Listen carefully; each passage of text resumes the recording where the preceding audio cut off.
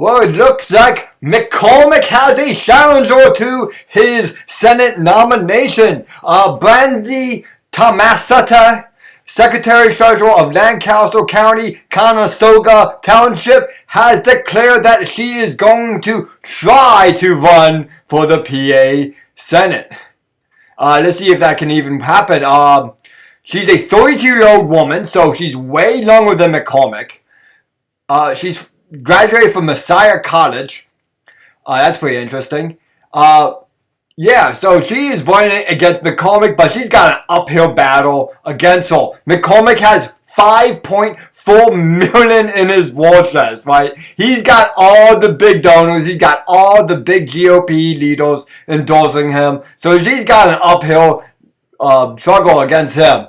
McCormick's also a West Point graduate and a veteran. Those are his good qualities. And trust me, there's a lot of bad qualities with McCormick we're going to get into. He's also a former Bridgewater associate, hedge fund CEO. Yeah, that's why we need to fight for the common man, a hedge fund CEO. That's probably going to be the thing that hurts him the most. Even against Casey, right? Casey's just going to bring that up. So that's probably his weakest point right there. So Tomasetti is running because of the cost of living and families, right? She's going to help the working people. That's what her claim is going to be.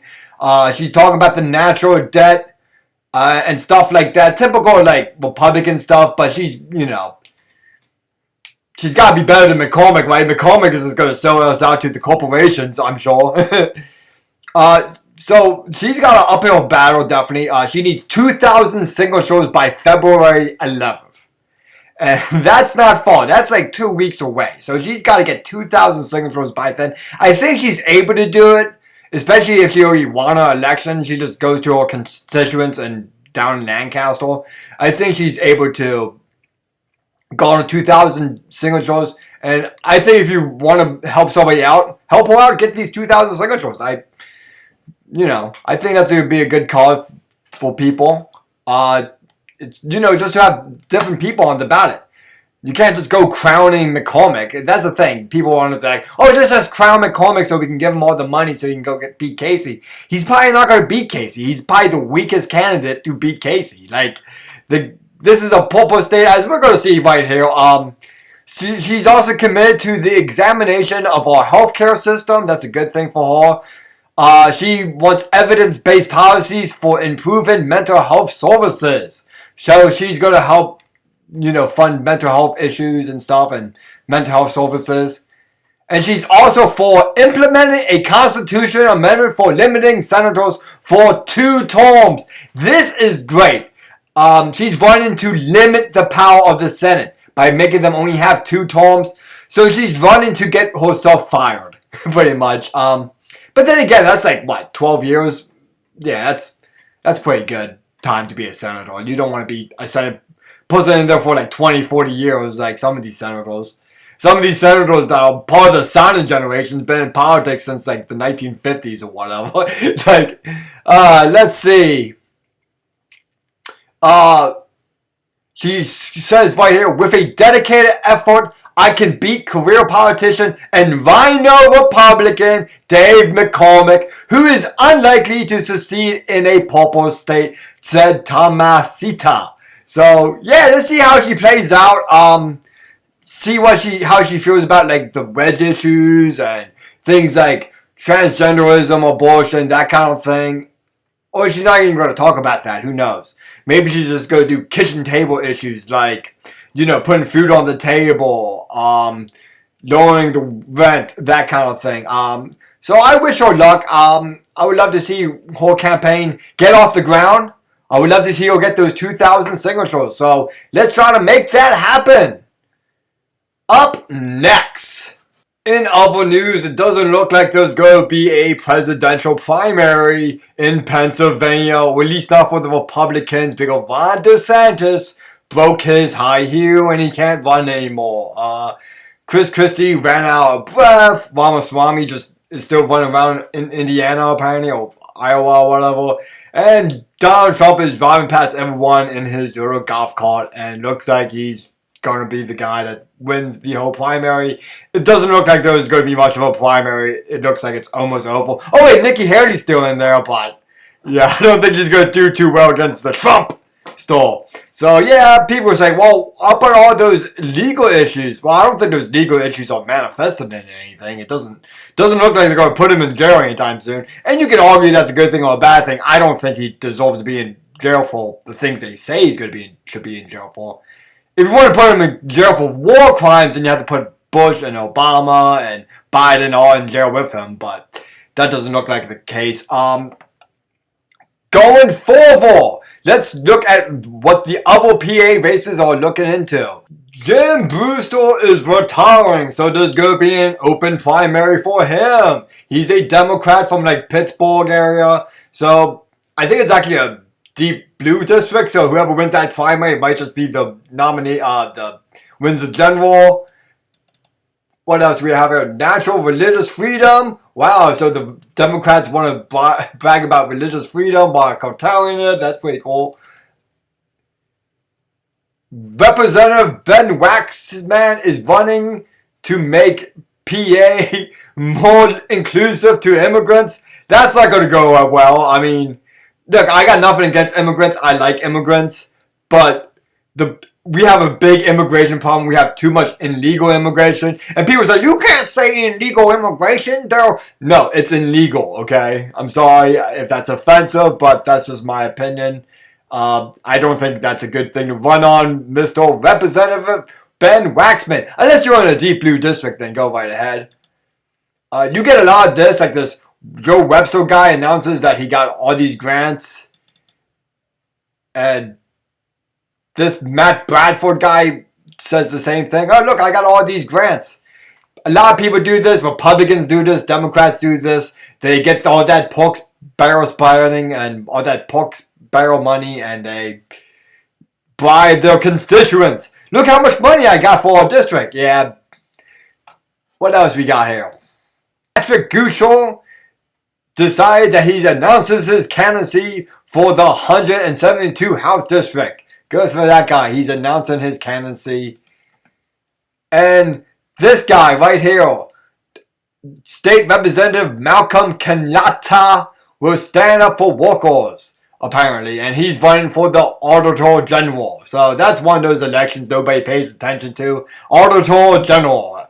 When was the last time you even heard anybody talk about that election? Nobody. Nobody cares. Nobody even knows what that Auditor General does. Between me and you, I don't even. So I'm going to look into that though. I'm going to see what this guy does, and we're going to follow this race, and we're going to learn together what these politicians even do sometimes. Because between me and you, I don't even know what they do sometimes. So we're going to figure that out together. And if you got more information and you're smarter than me, then please take over my show. Thank you.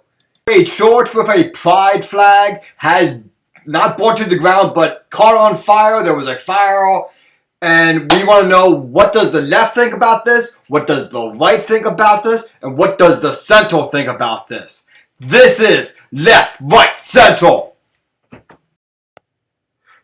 This is a tragedy, and this proves that God is a patriarchal butthole, tyrant, bigoted butthole. Narberth, our heart goes out to you and your community for this tragedy that happened to you. I know nobody was hurt or anything, but still, long if the flag was okay, but that flag is more sacred than your stupid Christianity and your stupid religion. That flag is our symbol. And thank you for supporting us and our left-wing theater indoctrination program. Thank you so much. I love you guys. Ah! First off, thoughts and prayers to my lovely community. Yes, theater was great back in the day, but since then, that flag has destroyed it. Yeah. And thoughts and prayers to all the sinners and devil worshippers and all the people who worship the flag. Let me tell you, there's only one flag I love, and that's the American flag. And the Confederate flag, too. Okay, maybe that's two flags. Oh, yeah, the Don't Tread on Me flag's pretty cool. the Gadsden flag. Okay, I like a lot of flags. But that flag is evil. And we need to take that flag down. Oh! And that is all I'm going to say. And it's providential that that church caught on fire. It is providential that God said, smite the church down! Look, I'm not going to sit here and claim to have a degree in theology or whether that flag burning in that church was providential or God's will or any of that stuff. I'm not going to get into that debate. Some people will think, yeah, that is clearly God's will. Others will say, no, it's just a random chance or random accident. And some people don't believe in sin. They don't believe in coincidences, right? So I said a lot of stuff against the LGBT community in the past, and it's not that I hate the LGBT community. And this is my very centrist point of view: is that yeah, they should have the same rights as anybody else, but they should also learn to tone it down a notch in family settings. Not have drag shows in front of children. Not have, general affirming care to minors. And, they just need to go back a little bit. Go back to the ethics we had 10 years ago. Up at that. Can we just go back to 10 years ago when you didn't fly the flag in everybody's face? And I think then we can all get along. That there won't be this anti-LGBTQ sentiment on the right if the LGBT community step back a notch. And that is all people want. That is all the moderate people want. What the lunatics on the right want is probably you in a cage somewhere or something. Which is not what I want. I don't want people going into cages because they like to have gay sex. Personally, I think that sounds painful. I don't know why anybody would want to have gay sex. But yeah, that's my personal beliefs. And look, you do you. Just do you in the bedroom and not in public. I think that's my message, is do you in the bedroom, okay? Or do your partner in the bedroom, unless you want to do yourself, maybe you're asexual or something, but no, I think people need to just show out and let others live their lives. And that is all. That's the closest thing to an apology you ever get from me at the end of this video. Well, thank you very much, and that's been Will Poe IRL. I hope this show gets better one day as I continue doing it and continue finding new ways of entertaining people and educating them on things that I don't even know much about yet either. Things like the Auditor General. I don't know what the Auditor General does, but yeah, that's pretty much it. Welcome, and if you have any way you want to get involved with your local Will Poe community, then come and hang out and we can talk and you can be my co-host or whatever. But until next time, I see you guys later.